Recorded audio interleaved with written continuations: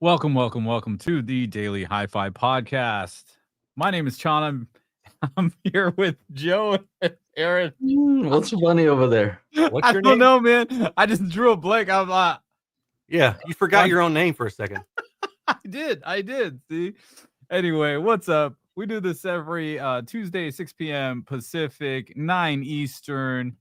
And we've got everybody in the house today, thanks to Mr. I'm arriving.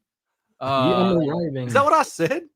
No. You got me bugging. I'm like, is that what I said? You were coming, but like, there's this Russell Peters joke about being British, and yeah, he says I'm arriving instead of I'm arriving. What is up, everybody? What's going on? I hope you had a great weekend. What's up with you guys? Staying busy. What do you, Aaron? Where you been, man? Where have I been? I don't know. I don't know, Where man. hasn't he been? Is the I think you question. were racing cars or something like that. I've been all around the world, and and we've been player hated. Who's that again? He's got all the ladies. I don't know why they hate us. It's the ladies. Or I drive Mercedes. Who's that again? That was B.I.G. But that was on like a Puff Daddy. That was on Puff Daddy's. Yeah, that's. I boycotted those. Wow. Oh, because you're like hardcore. You think he set him up and all that? No, just because of what's going on. I'm just not. Not trying to give that guy any more money for baby oil. Joe's sour that he can't get any baby oil right now. That's all the what supply. Where is baby oil? Joe no longer can get in that ice bath with baby oil. Now it's just ice bath with no baby oil. What? Come out looking all sheen, like you just shaved your chest, straight razored it and all, threw some nair on your back. Nair. like a little porpoise.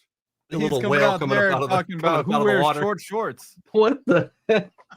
He's back, baby. He needed a little vacation, I think. That's what he needed. Yeah. Man, I don't even know what I was doing the past couple of weeks. Honestly. I know what you were not doing. You were not returning my phone calls. Did I not call you back? I'll call you. I'm kidding. That's just busy, man. Well, I'm back last week, so I'm dealing with that now. That's fun. You messed up your back again? Yeah. Not lifting speakers this time, though. No. Oh. Arriving, probably.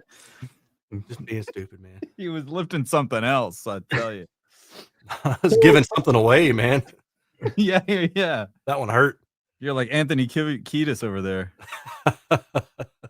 What's up to the folks in the chat here? Did I Who do we have in the chat? We got Victor Boyd. He's part of the after show crew. That's why you got the little logo here. Logo. We got Wendell. Michael Squires is also part of the crew. What's going on? Andy V. Luke. Jose. Of course, Tim Perry's in here. And Derek Joshua. Eric Albert. What's going on, guys? So, if you guys have any questions, feel free to ask them. If it's extremely important, then drop a super chat because, that helps out and it helps us see who really wants their question answered. If you just kind of like, you're like, I hope it gets answered, then, you can ask it and we'll try to answer all of them. So try to, Optional, but it definitely helps. Here's a little something. If you are one of my patrons, I just posted a super duper exclusive. I found something on my hard drive and I played it and I was like, oh my God, can I find the actual like Logic project? And sure enough, I did. I'll show you guys a little picture here real quick. Because this was at a time where I just I don't even remember. I mean, I remember making this thing, but here, let me show you. I went crazy with the Atmos panning. Look at this. This is all Atmos. One, two, three, four, 5 different layers of Atmos moving around. This is all Atmos automation. And I'm like, man, is this still? Can I listen to this? And I listened to it, and man, this is crazy. This is crazy. I think Joe's listened to this once. This is from March 17th, 2023 is what I dated this thing. So if you are a patron of mine, I actually just made a quick video that you can play on your Atmos rig, and let me know if you want me to finish this, because it was actually pretty cool. I was like, oh man, this is pretty cool. And so I've been messing around with this. I didn't actually have any time to like work on any videos. How are the wides going? Because last time you tested them out, you weren't super impressed. Did you? I needed to get one of my my tripod for the show out of here. I knocked into one of my sound panels, and then it got loose a little bit, and I pushed it back on, and then it fell off, and now pushed one of the wides to the side. Oh, it's a mess. But other than that, the front wides are pretty cool, sort of. Same. Do you still feel the same about them as last time? Yeah, I don't see the point. Okay. Of anybody like with a living room doing it. Okay. You know. Yeah. Okay. Aaron, do you just released your Super Linton review? Yeah, Super Linton. Wharfdale Super Linton. Yeah. I want to make sure that it's not, that it's public, because I'm part of your patron. So I see them early, and I'm not sure if it's like public. Yeah, it's public. I made it public yesterday. All right. So it's a really good sounding speaker, man. Like, I really like that speaker a lot. Yeah. Well, but you said that about the I like a lot of speakers. I also hate a lot of speakers. Well, before you came onto the scene with the Clipple and being all fancy, I reviewed the 85th anniversary Denton. Yeah. And those were at the top of my leaderboard for a long time. I'm like, I don't know what they're doing, but I like the way this sounds. Right. Yeah, I've heard the Linton. I never got to review the original Linton, and I haven't reviewed the Super Linton. You seem to like them a lot. Yeah. What about the Hyper Linton? Is that coming? I like the regular Linton, and I like the Super Linton a lot. Hyper Linton Max. Yeah, somebody replied in my video. They said something about like super mega hyper whatever. You like kind of like the Street Fighter games used to be. Yeah. Oh yeah. I thought that was pretty good. Linton Rainbow Edition. Is that coming out in the at St. Patty's Day? You just follow the rainbow. Yeah. So okay, how about this? I'm gonna put you on the spot here. Okay. Super Linton versus like the MoFi 8s. Yeah. Versus the Concerto. Those are all like speakers you seem to like. I think I'd take the man. I really don't know. Recency bias has got me leaning toward the Super Linton. Would it matter if you were using a sub or not? Yeah, I think it would matter. It would matter for all of them, really. Like if you really wanted full range extension, you would need a subwoofer for any of those. Well, what I mean is your ranking, whichever one you put on top, would it change if you added a sub to them?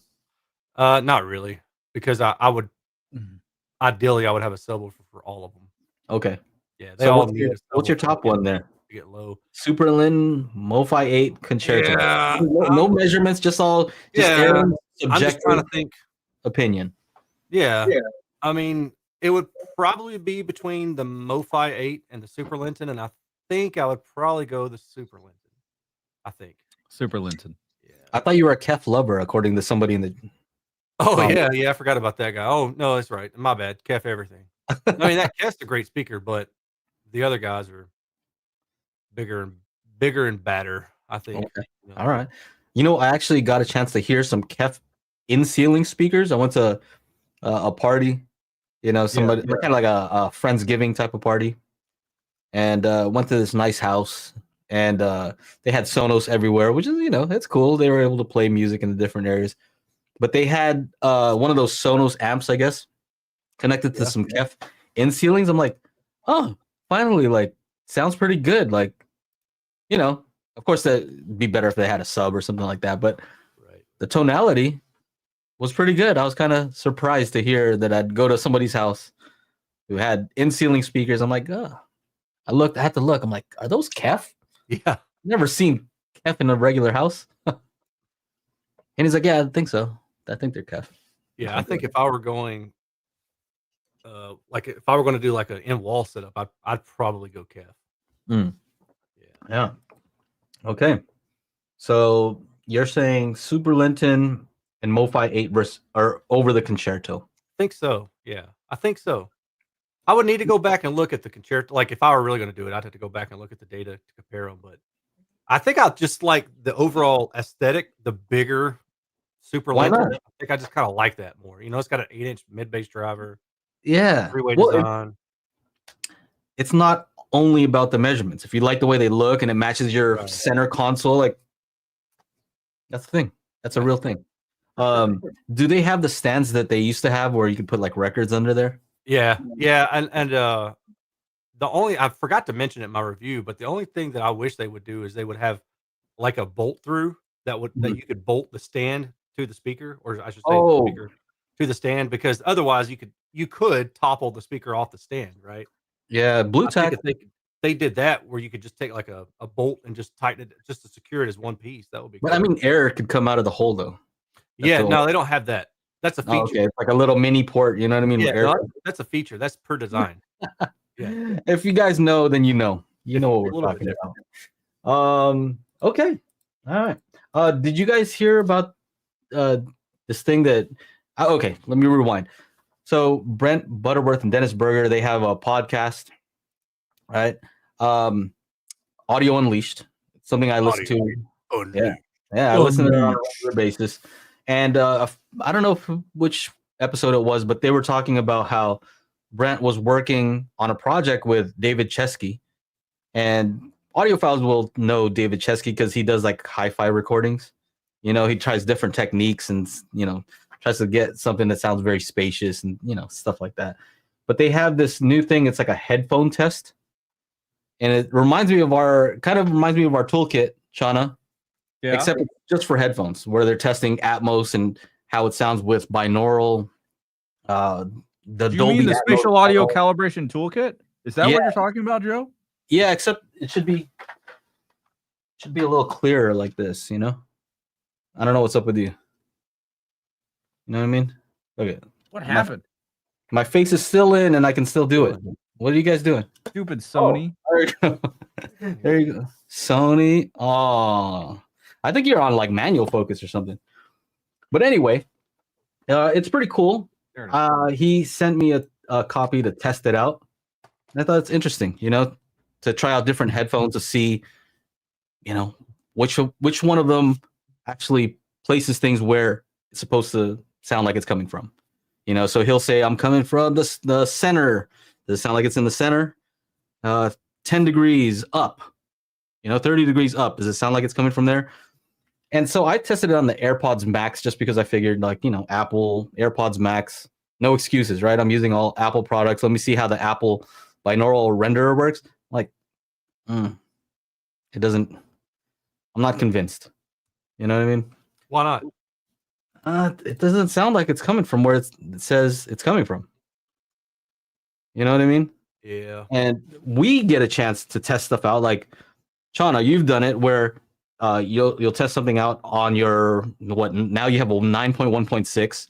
I have a 7.1.4 here, and I'll place an object somewhere, so I'll be able to A/B and go from listening on my speakers, and then I can throw on my headphones, and then do the same exact test, and I can see does it sound like it's coming from the speakers or somewhere like that. Never really works extremely well. I think we've figured out a way to make it sound better, Shauna. Our secret method. But it's still not proprietary. It's like the kaleidoscope for Atmos. Yeah. Can't give away all the secrets, but Wow, since I've heard that. I wonder how many people would be interested in something like that, like kind of like a spatial toolkit, but for headphones, but using our binaural techniques. I don't know, because it wouldn't be useful unless people who are making Atmos were using the same method that we're using. Yeah. Anyway, I thought it was interesting. Let me see. I think I have the website up here, so you guys can check it out if you're interested. It is here on this site, David Chesky's Audiophile Society. So you can go to the audiophilesociety.com and find the one that says Audiophile Society's Headphone Evaluation and Spatial Audio Test Album, and it is $25, $24.98. Don't get it mixed up. It's not $25, not $24.99, $24.98. Oh, okay. Yeah. And so they do some interesting stuff. They do the CTA 2010 bass test to see if your headphones can actually do it.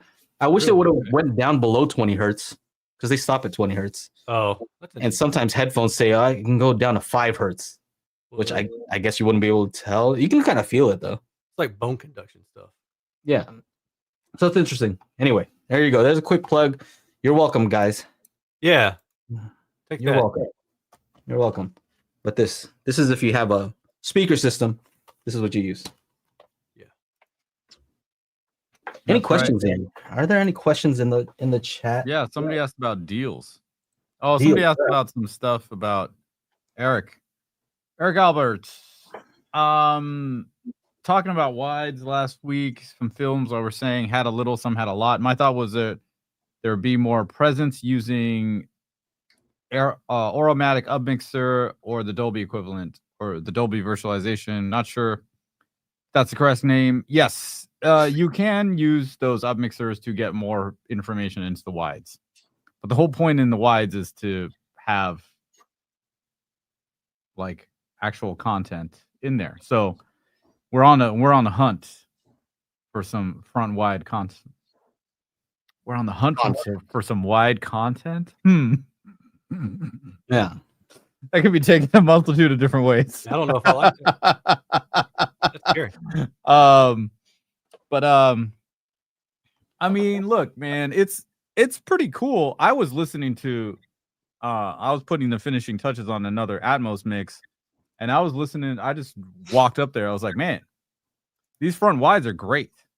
You know, the way we can put a vocal across 5 speakers up front, it's pretty awesome to have that like little bit of extra width to get that vocal sounding super wide.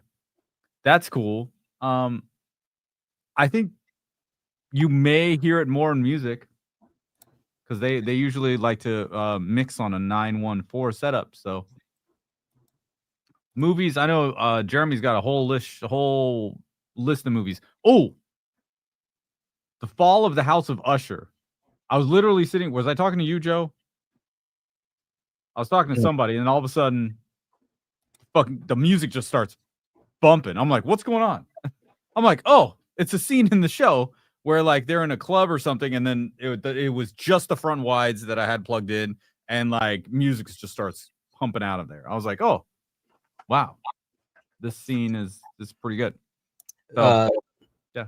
Somebody said Oro does not use the wides. Oh, look at that. You have to use the Dolby Surround upmixer and the newer one.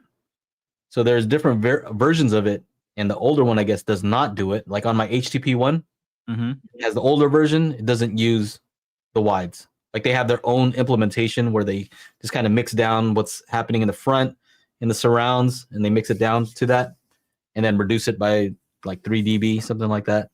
But it's not from Dolby. I think the newer Denon and Marantz have the newer upmixer. So right. What else we got in the chat here? Question wise, any deals? Oh wait, hold on. Jose Loya asks, question for Aaron: Does he prefer KEF Inwall speakers to over JBL Synthesis SCL speakers? Face turquoise speaker shape. Yeah, I just answered that. I like that the KEF has a wider vertical dispersion for home theater purposes. So there's that. You know, if you're sitting down, standing up, or if you're walking around a room, that's the one good attribute that KEF has that nobody else is going to have. So if that matters to you, then I would go with the KEF. If that doesn't matter to you, then I think the JBL HDIs are not HDIs. The SCLs are really nice too. So I don't know. Yeah. I think you'd be all right with either one of them. So I have a question. Has your position on harmonic distortion changed? It seems like, are you noticing that you're able to detect certain things about it with regard to maybe dynamic range? I just don't put too much stock into just harmonic distortion because it's the varying levels of it. Excuse me, like the different orders. So a lower order is going to be closer to the fundamental. So you're probably not going to hear it as easily as you are higher order. So like a 5th order harmonic is going to be 5 times the fundamental. So it's going to make it sound like the pitch is off. It's going to be a completely different sound. So you're more likely to notice it that way. But I've really just been able to kind of anchor it more toward the multi-tone distortion testing that I do. Typically, I find that if the multi-tone distortion is high, then I'm hearing that. If harmonic distortion is high, then it just depends on where it is and how loud I'm listening. So, okay, so multi-tone is a better indicator. I think so. Yeah, right. I rely more on that. For that Well, that's good to know. Yeah. You know, because sometimes you put out all these like different graphs. I'm like trying to figure out which one correlates to what. You know. Yeah, I think harmonic distortion is better used if you're building a speaker and you're trying to find the limits of the drive unit that you're going to use, like the tweeter, for example. You can say that at this output level, the distortion just starts rising super fast at this certain frequency, and it just keeps going and going. And you can say, okay, well, then I probably need to cross this tweeter over at 2 kilohertz instead of 1.5 kilohertz or something like that. Okay. Or on the other way, you can look at it like I've got this 8-inch midwoofer and I want to try to get as much bandwidth as I can out of it. And then you test it and you see, all right, well, where's the harmonic distortion just shooting through the roof? Right. And then so usually it'll be outside of its passband. But where outside of its passband, like how far is it? So like an 8-inch for it to be more omnidirectional is going to be around, I'd say like maybe 800 hertz. I'm just kind of pulling off the top of my head. Half wave or half wavelength of that would be about 1600 hertz. I probably need to do the math to double check, but let's just say that typically you would say, all right, I can cross this 8-inch over at 1K. But if it has really bad breakup and it's really high in level and it's really close to that crossover point, then you either need to get a different crossover point or a different 8-inch woofer altogether for that job. So that's why I would use harmonic distortion for that kind of testing. But for a complete speaker, I don't really rely on harmonic distortion. I really rely more on the multi-tone if I'm making comparisons that way. Oh, that's good. That's good to know. So next time I watch your video, I'll pay more attention. That's why I usually will just kind of be like, here's a harmonic distortion at this, here's a harmonic distortion at that, and then I go to the next one. I really don't spend much time on harmonic distortion. Everybody wants to see it, but I don't think anybody really understands what it means, and they probably don't hear it anyway. Do you think there are any measurements that either you don't do or maybe can't do for whatever reason that might play a role in how we're hearing things with regard to a speaker? Or do you think like pretty much Spinorama covers most of it? Well, I wouldn't leave it just at the Spinorama. Like the multi-tone distortion helpful for sure. Oh, okay. The things that I'm interested in are group delay. Step response is an interesting one. I don't think you have to have perfect step response, but it's interesting to look at. And what's step response? Because I on my review of the Philharmonic BMRs, the V3s, I guess it's a V3. Somebody's like, show me the step response. I'm like, well, I don't have that, so yeah, I don't know. Go look at some data online on the other ones, I guess. I have it. Yeah. So what is step response, and how does that relate to something that may or may not be audible? Yeah, so it's basically like a timing thing. So what you'll see is you'll have an initial peak come up, and then it'll go down, and it'll come back up, and it'll go down. And basically, every distinct peak is going to, for the most part, you can assume that it's the driver. So you're going to see the tweeter first, then the mid-range, and then the mid-bass if it's a three-way design. So the ideal perfect step response is it comes up, here's a peak, and then it just falls off, like just straight that way. Yeah. What you find with speakers is here's a peak, dip, and then that's the order. So it's tweeter, mid-range, mid-bass. But if you have all the drivers perfectly time aligned, all their peaks are lined up, and so you have one peak for all the drivers. That means they're aligning at the same time, and then just the decay of that speaker's fall off. Wow. So that's the quote-unquote ideal.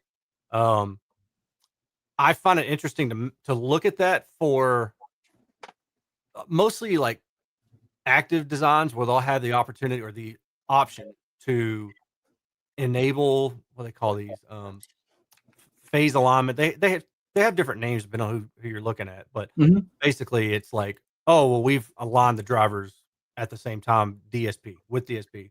Yeah. Versus you can turn that off and then they're not aligned in time, but the overall delay of that speaker arrival time is not affected. And so the people who are using these for monitoring purposes, for sound quality, you may want to have the tweeter and the midwoofer perfectly aligned. But if you're using them for monitoring purposes, what happens is they'll push the delay of that tweeter back a little bit to line up with that mid-range or mid-woofer. And so when you're watching the screen, there's the mouth sync and it's out of sync. So you can run into that. That's one of the drawbacks to it. Isn't Dirac able to phase align and time align individual drivers? It's been a while since I've looked into it, but they're supposed to be able to. I think that's part of what they're trying to do is they're trying to detect the unique arrival times of each of the components of a loudspeaker and essentially make it to where the impulse has all the drivers arriving at the same time. I think. Yeah, because it's been a while since I've looked into that. Dirac on those BMRs.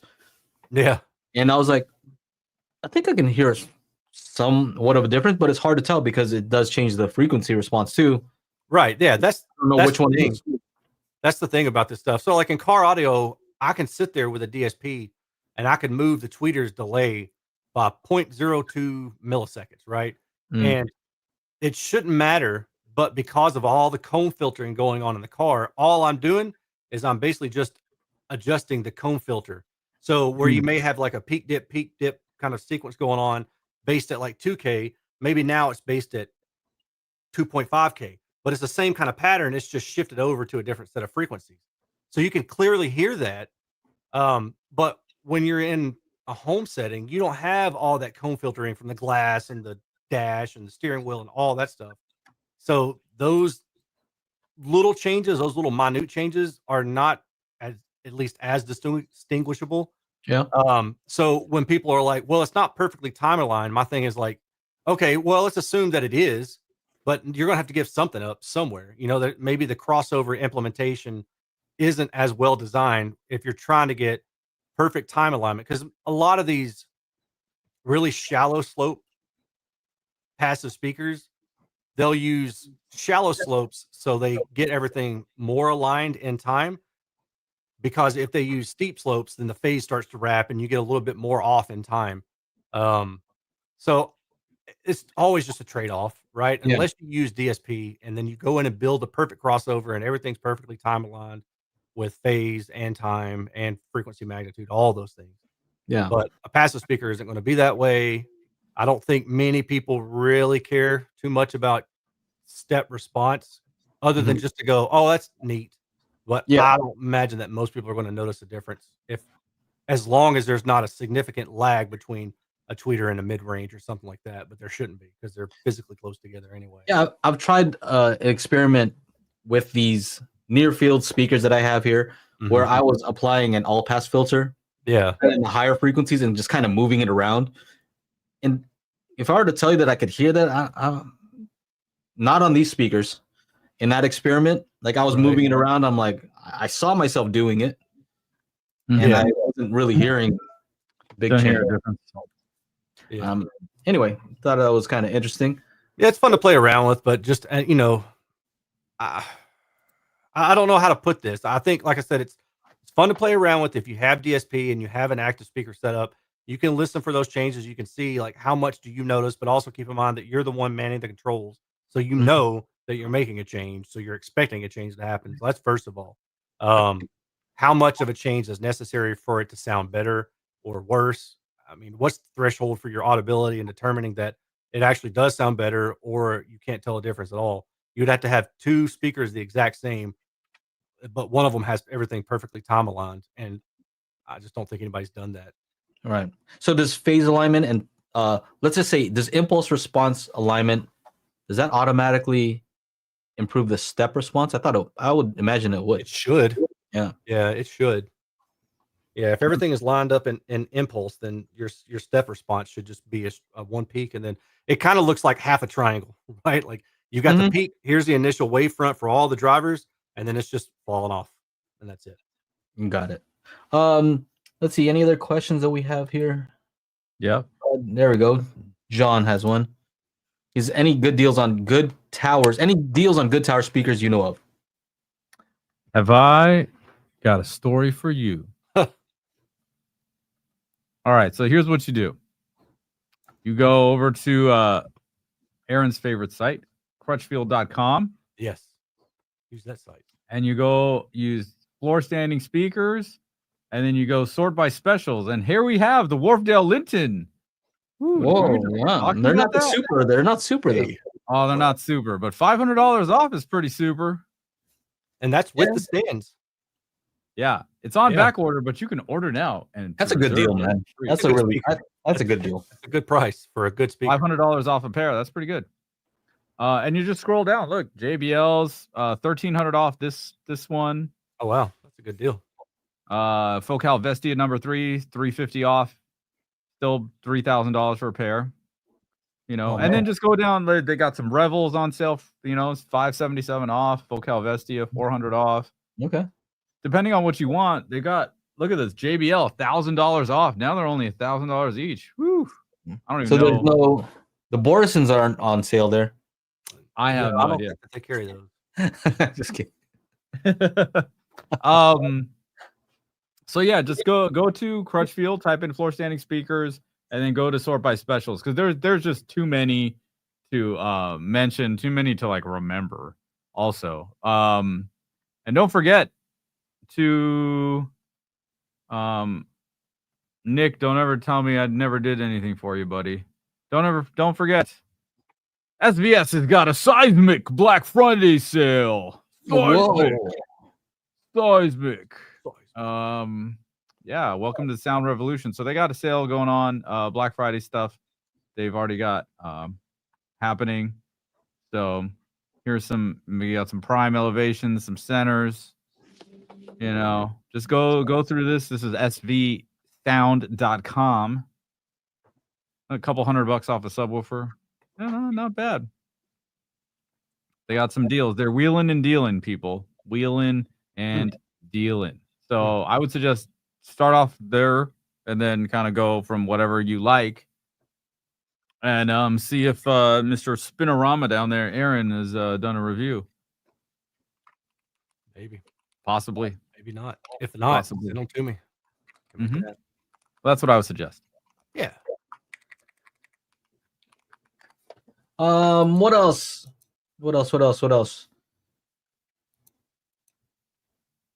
I'm just trying to look at our recent reviews.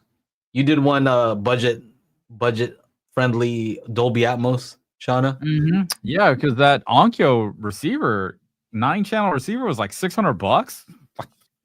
Man, this is something Aaron could afford. What are you talking about, man? What are you saying mean stuff? We're talking about practice. We're talking about practice. We talk about practice. We're talking about practice. We ain't talking about a game. Not a game. We're talking about practice. Not a game. Not a game. Practice. Yeah, dude. Hey, Aaron, did you watch my review of the BMRs or no? I watched like 6 minutes of it and I was like, man, this guy's a hack. I'm out. Oh, okay. No, I did watch it. Interesting that it has a different response than the ones that you've measured, right? Yeah. I confirmed with Dennis Murphy also. Yeah. Dennis Murphy? Dennis Murphy. Yeah. I thought that was interesting, and I thought I should follow up on that. And I thought, nah. Yeah. If Dennis wants to follow up on it, he'll let me know, but if he's good with it, then I'm good with it. So yeah, they should send you another one. Man, I like those really good speakers, stuff. man. I like those speakers a lot. Yeah, they make good stuff. That particular speaker, just the way it looks, you know what I mean? Mm-hmm. It looks like, damn, I'm an audiophile. Yeah, I got a gloss finish. Look at me, I'm an audiophile over here. Rail ribbon tweeter in there. Have you seen his tower speakers? Yeah, I've seen them. Those are good too. The BMR ones or something else? Well, he's got the home theater ones and the BMR ones. Yeah. Is that right? Yeah, I think the BMR ones has the scan speak. Are they the 8s? 10s or 8s? I can't remember now. Yeah. But yeah, I need to go look and see. So I looked at some of the measurements of them, and this one had the best directivity. That's what I'm on right now. I'm still on the directivity thing. I hear you. I think that's the main thing. I know you're about in-room response. Joe's on the index. We're all, yeah. You know what I mean? Yeah, the BMR Tower. That's the one I was thinking of. So he sent me the HT Tower for me to get some test data for him and send back to him. And I did that. But I told him like if you're paying me for the data, I'm not going to do a review because I don't want to do that. Yeah. But I do. The tower looks, or the BMR tower does look pretty cool. I think James Larson did a review on that too, and the results look good. Yeah. I don't know. I just I like everything about it. Yeah. I mean, that's a good. I said it's a formula for a great speaker, right? Yeah. Have it look kind of cool. Use some weird components, right? White woofer, a BMR mid range, RAL ribbon tweeter, RAL, not REL. RAL ribbon tweeter. Make it look super cool. I would say it's pretty affordable. Affordable considering like how much the components cost. Because you have to look at like how much stuff actually costs, right? And it's kind of easy to tell on this one because I think you can buy some of these components, so you can see how much it costs. Right.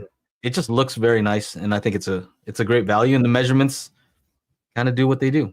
Right? Speak for themselves. Yeah, they measure themselves. Yeah, I like them. I would like to. I offer them. I'm like, you know what? I would take these to a, one of these high-end trade shows, but I want to apply my EQ to them because I think they do need a little bit of EQ because of the treble response on these versions. But I would be down to take it to the show or whatever and put up against whoever, especially if I get to use a sub. Yeah.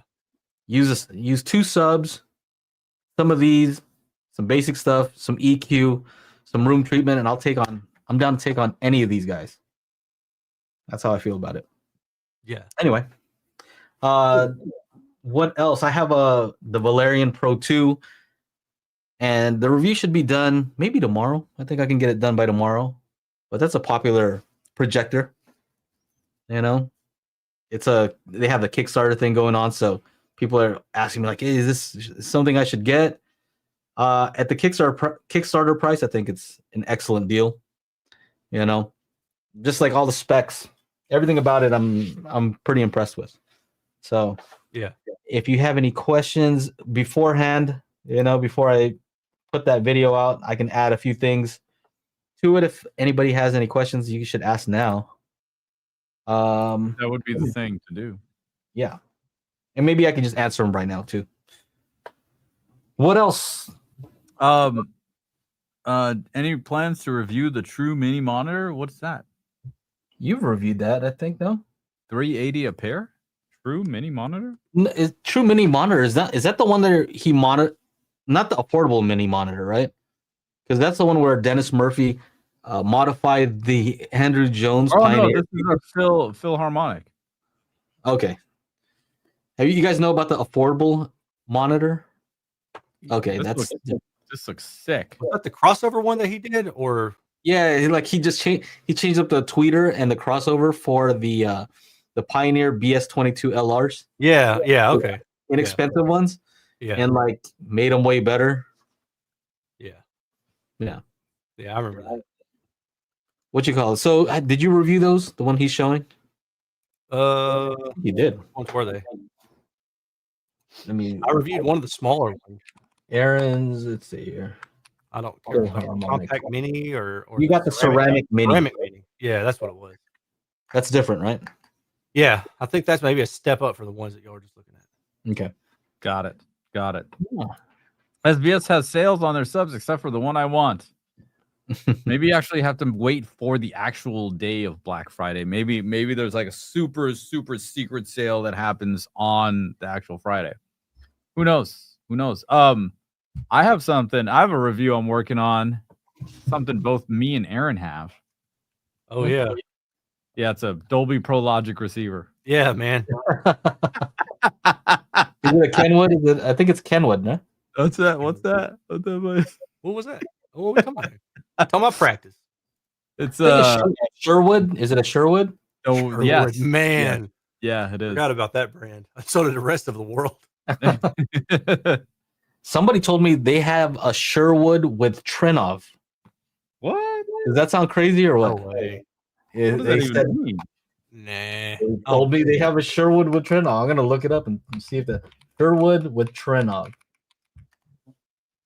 Oh my goodness! Official Sherwood Newcastle R972 with Tren off. What is this? No. Look. Sherwood Look, Newcastle AV receiver. Hold on, I'm bringing it up. Hold on. You guys think You got it? Oh, my bad. Okay. There you I go. know. Let's put yours on. Look at that. When was This that is written? old. From 2010. Oh, 2010. wow. Sherwood Newcastle with Tren room optimizer. Oh yeah, So, the 7.1. Hey, that's right up your alley, Aaron. look, and it was No, 17.99. 5.1, buddy. So you guys can 5.1. get this. Anybody wants to mess around with the Tren room optimizer? There you go. I just Hey, man, let you does it in have on a little That secret double right for there. stuff they have DTS there? HD Master Audio and Dolby True HD. There you go. Yeah, it's pretty cool, right? It's interesting. Ole.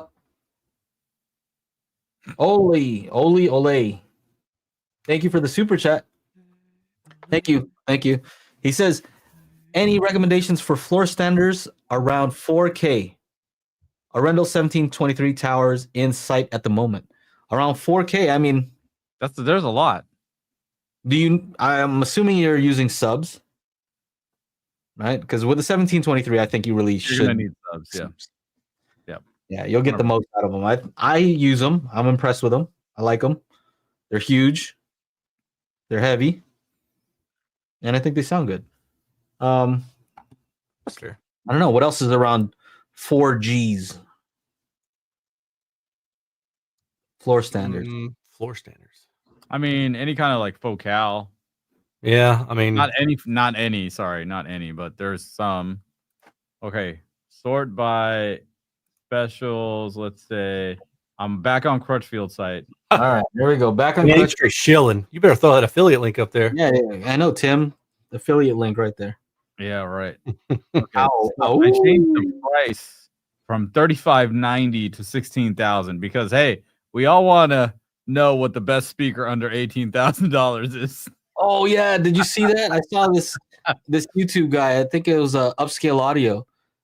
It got recommended to me like on my phone, not on YouTube. Like it has like news and stuff when you swipe to the left, and like it came up like best speakers under 18,000. Yeah, I was like, that's pretty much all of them, right? yeah. What's over? Not They all better be good. Not all of them. What Let's be the? real. That's funny. Be real. I thought that was interesting. So I had to lower this down to. I lowered it to 1840 because I forgot they sell these as each. So 4,000 for the pair. You can save a little money on these Focal Vestias. I haven't heard them. Revel. You can get these Revels on sale. Sure, those sound good. I have no clue. No, you're saying they do, right? Yeah, I'm sure they Okay. do. What about the Source Point 888s? Are those 5K a pair? Yeah, I think they are. Yeah, they're Yeah, 5,000. okay. Oh, I wonder if they're having a sale on them. And I would say if you can spring for the 888s, get those. Those are awesome. No, 5,000. Yeah. Okay. What is this? You get an open box one. Oh no, they sell. Look at that huge savings you get for the open box. I know, $175. Look at that. Come on, guys. But hey, 32 hertz. I mean, they're probably one of the closer to full range floor standing speakers that I've tested. Because most floor standing speakers still aren't even the only thing that they really do is they get a little bit more sensitivity, but they don't really extend much lower. For the most part, I would say that's pretty true. Oh, if you like BMWs, this is 704 S3 is in that range. Yeah. You're probably recommending some really bad measuring speakers. I'm not recommending them. I'm just looking at the price. Hey, the R5 Meta is a good speaker. Hey, there you go. I was about to say it, Joe. You messed me up. You messed my I have flow. reviewed that one. That one's a good speaker. R5 Meta, SVS Ultra Evolution Titan. Or look, you can get 5 speakers for $2,000. Those JBL Anyway, are good too. Go do this stuff. Klipsch RF 7.3s, 21. Oh yeah, that's about right. I had these Martin Logans. They're pretty good. They have a softy kind of a and they're you got to be like right in the center. Why don't you get those BMRs? That's another option. Oh yeah, where's that? Not on Harmonic. How much are the BMR towers? if you definitely want towers for whatever reason, I kind of like the way towers look. But BMR Towers. Tower speakers. Oh, look at these. Oh, Dolly all right, here. All right, so Take me off. Take me off. Here we go. Check this one out. See, this is not on Crutchfield, but a little bit over 4,400. Let's see. 4,100. Look at that. Look at that. Satin walnut. 4,100. Yeah, I like this rosewood. The ebony, I guess, is the one that's more expensive. But look at that curved. Any of those other ones that you're looking at have a curved cabinet? Some of them do. No. Yeah. A couple of them kind of do as I'm rolling back through these. But nothing like that. Look at that, bro. Look at that. Looks it looks like P. Diddy put baby oil all over that thing. P. Diddy in the that's where the leftover baby oil went. Yeah, right there. Boom. There you go. So that's another option. Maybe look at some of these smaller brands. Might be an option too. What else? We got a question from Roel. Any of you gonna review the HSU TN1 subwoofer? Before we move on to that, just listen to that one I was showing you guys. Best speakers under 18K. All of them. All right. All of them. Yeah. Okay. All right. Roel, sorry.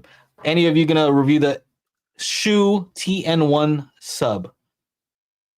No. Who? He's sending those out? I talked to him in person like years ago, and I asked him, "Hey, can I review your sub? I have a channel." He's like, "No." He was not interested at all. So I respect it, though. He told me to my face. Yeah, he told you straight up.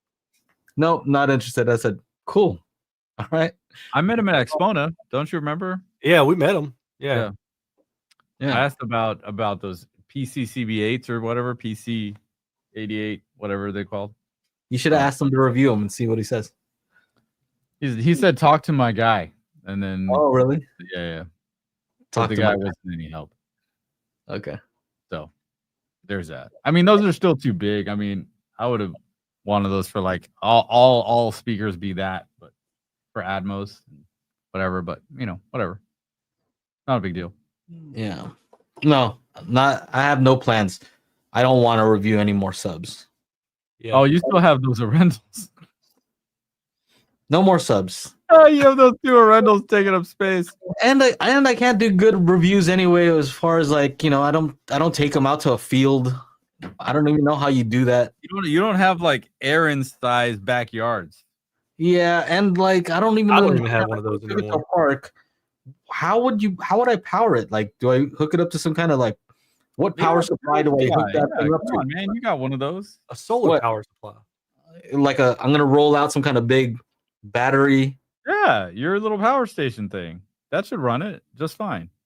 Hell no. I'm not doing that. I'm just gonna do my little in-room measurement, be like, they have a lot of bass, guys. They get super loud and they rattled my garage door, and yeah, that's right. That's it. They do a good job at rattling my garage door. That's how I do it. That's how I'm gonna do my sub reviews. So it's a warning to sub manufacturers. Actually, they probably like that better. Yeah, they might. You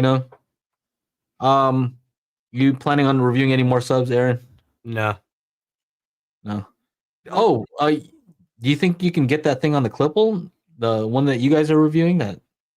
Oh, R810. Oh, no, I haven't tried it yet. I think I can. I can stand it up, but I just don't. I'm not even sure if I need it.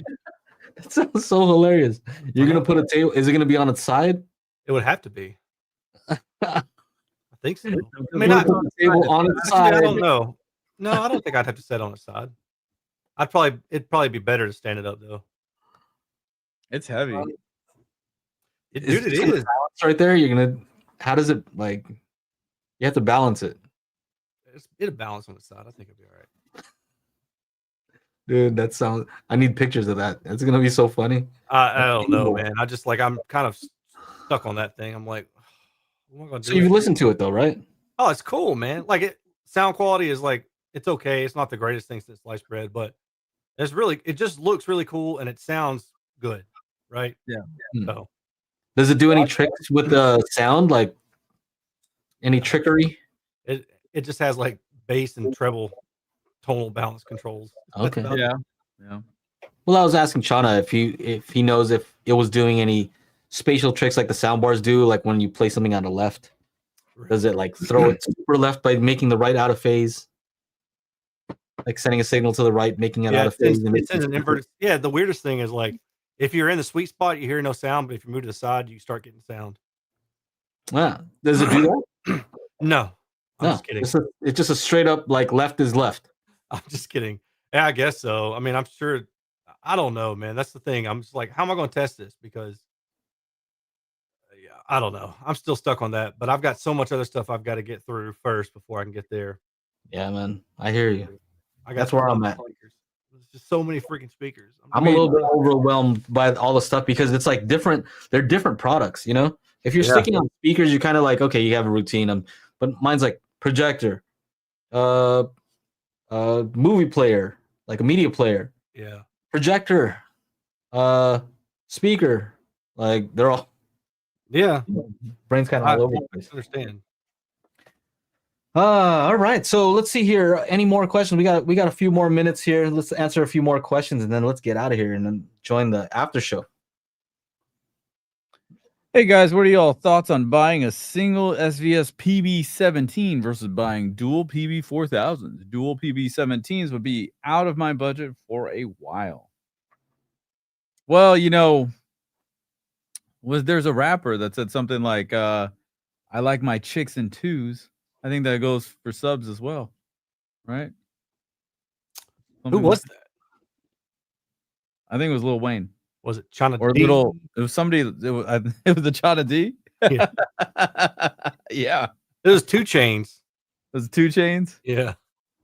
2 Chains. Check it out, y'all. I've got 2 pins. 2 pins.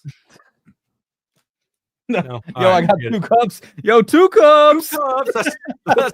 That's what I do though. I'll be like, I got 2 the same, and I won't even think about it. I'll say look, like, oh yeah, I got 2 boxes.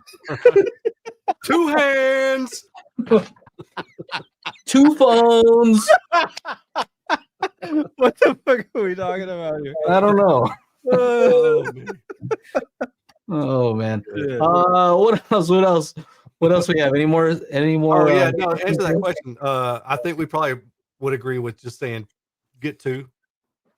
Well, if he says he can't buy the PB17s for a while, so which means that like if he waited, he could eventually get another one. I think it's going to depend on whether you're going to be the type of person to be like, man, I wish I would have got the PB17s. Like, if is that going to bug you? Like, how much will it bug you to have only one for right now, right? Versus eventually having both PB17s. Eventually, right? Eventually. Because, you know, honestly, somebody will say, oh, yeah, you get the PB4000 and then sell them. Selling subs sucks. Yeah. I've done that once. It's a pain in the ass, yeah. And you'll lose a lot of money probably doing all that. Yeah, then you got to deal with more subwoofers to move around too. So I would say get the PB4000s if you feel like you're going to be happy with them, right? If you feel like you can get those and not have to think about the PB17s ever, then that's good. It depends on your size of your room too. You know, if you're telling me you have like a small to mid-sized room, you're probably going to be fine with the PB4000s. Yeah. Right? Probably going to shake the crap out of your room. If you have a larger room and you kind of have a need for the PB17s, you know, you got to let us know. You got to let us know what the size of your room is, and then maybe that'll be a better indicator. But we've said it numerous times. If you have 2 subs, you'll likely get a smoother response. You're going to get more output. What's happening? What's funny? Hey, sorry. So some text messages. Oh, okay. That are coming through. It's hilarious. Okay. Hilarious. Making me lose all focus. What were we talking about? Big Oh. subwoofers? Marv says in Hawaii, SVS subs retain value since they are rare in the state. It's like one of those things you can make money or what? Like if you have some, like it goes up in value. Yeah, it's like an exotic car, like something like that. There you go.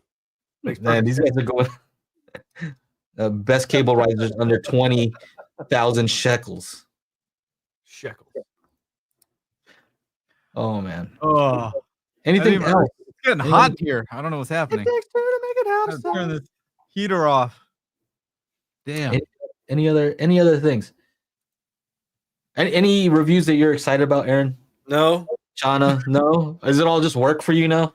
It's all just work for me now. I'm excited for this Ruark review because like I had 3 cameras during the unboxing. 3 cameras, 3 cams. I had one doing active tracking on me, and then I had one from the side. I had a camera in my mouth. It was amazing. I did all kinds of angles. Yeah, that's what it's all about. It's all about hitting all those angles, if you know what I mean. Yeah. Right. Right. Yeah.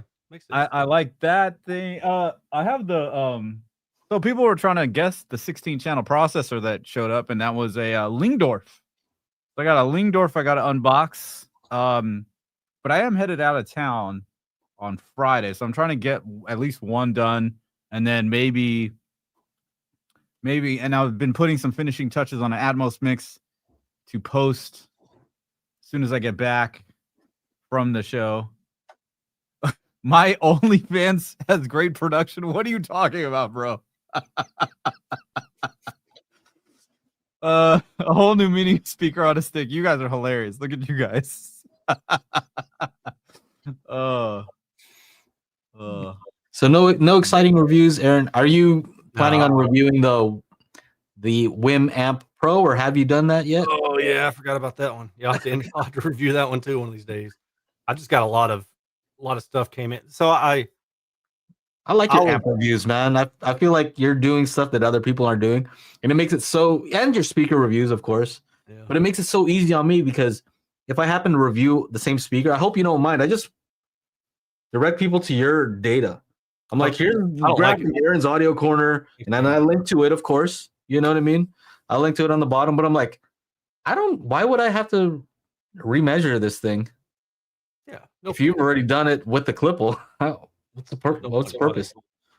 Unless I usually do it just in case I get a weird one or like it's so off. It's like, dude, what's wrong with my sampler? What's happening? Yeah. But for the most part, it's a service to me. You know what I mean? Good. I'm glad somebody gets out of it. Yeah, I think everybody does. So Wimamp. Yeah. So I've got a lot of stuff that I'm looking forward to having reviewed, but I've just taken on so much that you know how it is. Like there's a perfect meme that I saw one time, and it was saying ADHD, the balance of it. Like, gosh, I'm trying to remember how it went exactly because it was actually pretty funny. But it was like, me being ADHD, like, and signing up for a whole bunch of things, that I'm excited about, and then like the other version of me is this version now is like has signed up for all this crap because of all the stuff I signed up for when I was going through ADHD. So anyway, basically, I bit off more than I can chew. But I've got a bunch of stuff, and then as they started making these releases, like I got an email from Wharfdale, like, "Hey, would you be interested in testing this Super Linton?" I was like, "Well, heck yeah," because the Linton's one of my favorite speakers, right? So of course. So I got it the next week, which means the other stuff got bumped back, and these other things showed up. Everything else got bumped back. So now I've got stuff that I've had since June or July that I'm like I've had for so long that I'm not even excited about it anymore. You know, like it's kind of not fair to those guys, but I feel bad because I'll like a company will email me like, "Hey, you interested in reviewing this?" And I'll be like, "No, I'm too busy." But then if something gets offered that I'm actually interested in, I'll be like, "Yeah, I'll take that on." I'm the same way, man. I'm like, oh man, but that's our choice. Like if I don't want to review something that your review, your choice. Yeah, I mean, if I'm not busy, then that's one thing. But if I've got a bunch of stuff, I'm just going to be like, nah, I don't have any more room for this stuff. Yeah, right. Up my kitchen, half of my garage. Like, come on, man, it's too much. Yeah. I don't know. I'm still pumped about these Wim products. You I know, think they're really good stuff. Yeah, Just- so I want to test that. I've got the PS Audio FR5 that I'm excited about testing. The JBL L100 Classic MK2s that Mhm. that I liked. I've already not reviewed them, but I've already tested them and listened to them. So I've got my notes. The Don Audio Emit 20s tower speakers, which I think are Oh, going to you got some Dyn Audios? Yeah. I got some Macintosh stuff coming, so that'll be cool. I know there's other stuff that I'm just blanking on right now, but yeah, it's just a you doing any high-end speakers by any chance? Like, you don't have to name any, but like any. oh any yeah, the super Morrison. Yeah. You Dude, doing those? yeah, it's already started, man. People are already like getting Oh, into it's my starting. Facebook group saying, well, it's they sounded great, but blah blah blah. Like, and then I click their name and it's like people who work for the company. I'm just like, Yeah. oh great. Here we go. I hope it doesn't end up like the whole Tecton thing, but we'll see. Maybe you have to be a little careful about it. I mean, it is what not, it is. not in the sense like not careful in like, oh, I'm gonna not tell the truth. Right. But just like be careful about like how you phrase things, you know? Like, well, I mean, these the are thing is, the measurements I took. If they have any other measurements that they think are more indicative of how they actually perform, I'm open to receiving them. I've asked them, like just yeah, it's going to be one of the few videos where I have to start it off with all the like lay the groundwork. Here's everything I did. Here's how it was listened. Here's how it was set up. Here's the amplifiers that I used. Here's how many emails I sent the manufacturer. Like all of this stuff, and say, okay, now I'm going to start my review. Yeah. You guys know how that stuff is, man. Well, Like, you know what I think it is like when a company like that sells high-end stuff, they have a lot to lose, I guess. Yeah. If because they may be selling to people for different reasons, right? Mm-hmm. They might be selling because it's just expensive, and people who are rich just want to buy expensive stuff. Yeah, and they look really cool, and they heard it at a show and they sounded really good to them, and that's it. Yeah. Well, that's the thing. First time I heard them, I thought they sounded good. Or one of their designs did. And even these, I fired them up and I was like, these are all right. And then as time went on, I was like, I was missing something. Like there's something that I'm missing out on, and I couldn't figure out what it was. And so I paired it up next to a set of small little bookshelf speakers that I know are neutral. And I was like, oh, that's it. Like the mid range, it's missing like in the lower mid range, it's just not there. But for the most part, I was really happy with it. And then the data is going to show some serious issues, but audibly, those issues aren't as bad as the data looks, right? And I'm not making excuses for it. It's just like where those problems are, the significance of those problems. You know what I'm saying? Like it looks very bad on data, but it doesn't sound as bad as the data looks. Was it their room, Chana, that we went to, and like the sign in front of it said "Trust your ears"? Yeah, dude. Yeah. Was it theirs? Yeah. Was there? That was like that's like their slogan, and I asked the dude. I asked the dude. I was like, "So, I mean, don't you guys do take measurements and stuff like that?" They're like, "Yeah, of course. The engineering department does all that, but we don't want to put that up front. It's more of a feeling. You got to trust your ears." And like, okay. Oh, here. I found the picture of the sign. This was this? Yeah, this is theirs. This is theirs. This is at the show. Yep. Audio Group Denmark. Yep. Yeah, trust your ears. All right. Oh, that's funny. Okay, I don't want to get anybody in trouble, and we here like to stay out of trouble. Get the fuck out of here. We like to stay out of trouble. Get out of here. No, I try to stay out of. Try it. We try. We try. We do the best we can. Hey, so Audio Group Denmark, don't mess with us. I don't think they're going to right now. We got a coalition of the willing. Well, so the interesting thing is that the guy who loaned me the speakers he sent the amp to me, because at first I was like, I don't need the amp, but then I made a post about those speakers and everybody's like, are you using their amp? And I'm like, great, now I'm going to get this amp just so I can say I used it. So I ran it through the kind of the basic stuff, just to electrical measurements, checking out, and it did more power than the spec said it would. Yeah.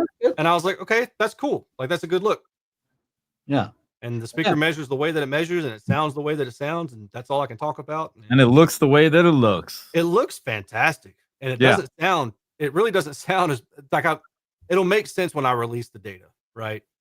It'll make sense why I say that. You got to do it. Release the Kraken. There's a high Q bump at like 80 hertz, so you get that like that thump. You know, it's not like the 50-60 kick drum, but it's that thump that you're missing most of the time in a room because you have a suck out like between like 60 80 hertz in most rooms, right? So it kind of helps alleviate that to some degree, but the only real problem is that you can hear it drone on for a while. So I had it compared to another set of speakers, and the other set of speakers wasn't as impactful at 80 hertz as the Borisons, but with the Borison, you can hear it linger. You can hear that 80 hertz linger for a while. And so there's a specific track that I use, and I posted on my Patreon. And then one of my patron members said, yeah, that the two notes that are playing, one is at 70 something, the other one's at 90 something hertz. Like he pulled it up on Audacity for me and told me that. So I was like, well, that makes perfect sense. And then there's an impedance bump. So there's an internal cabinet resonance, it looks like right around 300 hertz. And the response just like there's a huge hole, just a huge suck out, but it's super narrow. So I don't think that that's a problem. But then there's a dip in the lower mid range that shows up in the data that I'm like, yeah, that's definitely audible. So the only real problem that I had with the speakers was that mid range dip. The rest of it are like, okay, it's not great, but it could be worse. So that's why I say like the measurements certainly look terrible, but it doesn't quite make it sound terrible. They just don't sound great, right? They sound at least good. Well, they have different models too, right? They do, yeah, for sure. And we're not saying all of Boris and stuff sucks. It's just like those measure a certain way. Right. That's what it is. That's how they measured on the Clipple. They didn't provide any, data that says otherwise. So to me, like, I think it should be a campaign for all these companies, right? If you measure something and you don't agree, show us the data. Show us the data, right? If I remember Tecton dude was going to do that. He said every review that he came out with, or every speaker that he came out with, he wanted to post data. Show us the data. Show us the data. That should be okay. I want this to be a thing. If you see a review from one of these manufacturers, may or may not be the one that Aaron just mentioned, and they come up with some new speakers. I remember when you guys were going back and forth, he said, I'm going to post the data. Yeah, he said that. Where's the data? Yeah. Show us the data. I want that to be the comment. Show me the money. The data. Show me the data. Show me the data. I just want to. That should be the new hashtag. Show me the data. Show me the data. I think I'm gonna make that on a T-shirt. Just show me the data. Show me the data. All right. Show me the data. If you want to argue, then show me the data. I agree. If we're gonna argue about something, let's talk about the data, and then we can still disagree with regard to our subjective opinion.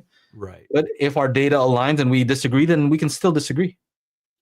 Right? If your data is different than my data, now it's something like, oh, wonder what happened. Yeah. So anyway, one more super chat and let's get out of here. This one's from Oli again. And thank you once again for the super chat. Crown XLS 1002 as a subwoofer amp on SVS PB12 Plus. PB12 Plus. Don't they have built-in amps? That's what I was thinking. So maybe that was the passive one. PB12. Is it? I don't know. Oh, they got a PB12 Plus subwoofer now retired. If you're looking, no. It has one. Yeah, it has an amp. So you have to bypass that. I don't think I would recommend that if that's the case. If you unless his amp on that subwoofer died and he's trying to find a replacement for it. Okay, but even then, you're also bypassing their DSP. Yeah. Which you may want. So you're not just going, well, the Crown has DSP or no? The Crown, no, I think it's only just like high pass, low pass filter. Because I've seen some Crown amps with. I don't think it has any compression limiter or anything like that in it, but I'm not sure. I can't remember for that one. Yeah. I don't know. I don't think I would recommend doing that. Like if an amp is out, then either replace the amp from the manufacturer. Yeah. I don't like the idea of turning an active subwoofer, into a passive one with an external amp. Yeah, I think if you're going to do that, it may be better to look into like a Parts Express flat pack kick or something, flat pack kit or something like that. The reason I would say what I just said is just because they also have limiters on there. They know the limit of the speaker. They're going to make sure that you don't blow it up. If you're using some external amp, it doesn't have that. So you have to be more careful. I mean, you could do it. You could definitely do it. It just wouldn't be my go-to recommendation. Yeah. Anyway, let's get up out of here, huh? Yeah. Riley says, "Don't sugarcoat your words or your reviews, Aaron." I don't. Yeah, you know what? When I said that, it's more like thinking about it from a legal standpoint, right? If I'm thinking like a lawyer, you just have to be careful what you say, like how you say it, right? If you say this is what my clip will measure, right? You're not stating that this is how these speakers always measure. You're saying this is how the speakers that I got in measured on my clipple. Mm-hmm. If these are an anomaly and there's something wrong with them, they got messed up somehow. Okay, well that's okay. Show me the data that you have. Right. But this is what I measured. Maybe there was something wrong, but this is how my measurements went. Mm-hmm. You can't argue that, right? Yeah. Yeah, and I measured both. Both speakers had the same impedance, like almost exactly, almost dead on exactly. So yeah, and then wrong with the speaker. It is what it is, and you can find other measurements from one of their other speakers that somebody else, like a German website or something. Mm-hmm. They show the same. There's a high Q bump around like 90 hertz, and I'm like, oh, this is their design. Like this is what they do. So that's how they measured, and then I would separate the part. Personally, I would say, and these are my subjective opinions that everybody else does. Yep. Right. And if a company doesn't mind the subjective opinions of people who are praising their stuff, then you should also not mind the subjective opinion of somebody who says, maybe I kind of like them, but the measurements are like this. And, yeah, I don't like what I saw in the measurements, but I didn't mind what I heard with my ears. Right. Shouldn't mind if somebody says that either. Yeah. Right. Sure. Goes both ways. Anyway, I think that new FTC ruling. Oh, yeah. Yeah. Something to the fact that, like, hey, you can't abuse people who are reviewing your things. Don't abuse anybody. How about just that? How about no abuse across the board? You can't bully somebody for their opinion. Unless you just really like to be spanked, in which case that's neither here nor there. I got a bad back. I don't know. I got a bad back. Let's get up out of here. That's my message. If anybody from Borison hears this, I hung out with the Borison guys. We hung out with them. They were cool people. But yeah, be cool. Stay cool. Keep the same energy. It's just a review. Okay? It's just and if you don't like it, make better speakers. Yeah, make speakers that I like. Shots fired. My opinion. If you don't like it, make speakers that measure better. Or don't. And still keep selling to your current market of people who don't care about measurements. It's all good. Yeah, that's the thing. Ultimately, the people who would be upset are going to be like, I don't care what measurements say. And it's like, all right, cool. Then that's it. We don't have anything to discuss any further. So enjoy your life, man. Yeah, man. So anyway, that's the message out there. I back up. I got your back. I got your back. I think everybody here has your back. You saw that with the Tecton stuff. Yeah. Ugh, I hate saying that. Ugh. Yeah. I don't like saying that name. Yeah. I mean, you should have seen our boy, dude. He was like a rock star at Expona. All these people crowd around him and shit. It was like 5 people. He was like, I'm famous. Was the girlfriend of one of those 5 people. So I don't think it counts, but I'll take it. What are you talking about? I came by filming and he's just like, like a goober. I paid them $5 each to hide me from you. That's why they were protecting me. Let's get up out of here, guys. All right, ladies and gentlemen. See you guys. That is it for the Daily HiFi Podcast. What is this? Episode number 208, November 12th, 2024. If you want to be part of the after show, make sure you go to crew.dailyhifi.com and join up, become part of the crew. And we do this for another like hour or two, or sometimes, if Fred is there, it could last into tomorrow. I don't know. Pretty much. But if you want to support the channel, pick up some merch, go to shop.dailyhifi.com. And of course, if you don't want to see my ugly mug, and you want to just listen to the podcast, go to anchor.fm/dailyhifi on your favorite. You can probably pick it up on pretty much any of your favorite podcasting stations, playlists. I don't know how that works. Yep. But anyway, on behalf of myself, Mr. Joe and Tell, Mr. Aaron's Audio Corner, Yeah. aka Mr. Clipple, Hey. aka Measure This. AKA We'll see you in the next Chainz. one. Peace.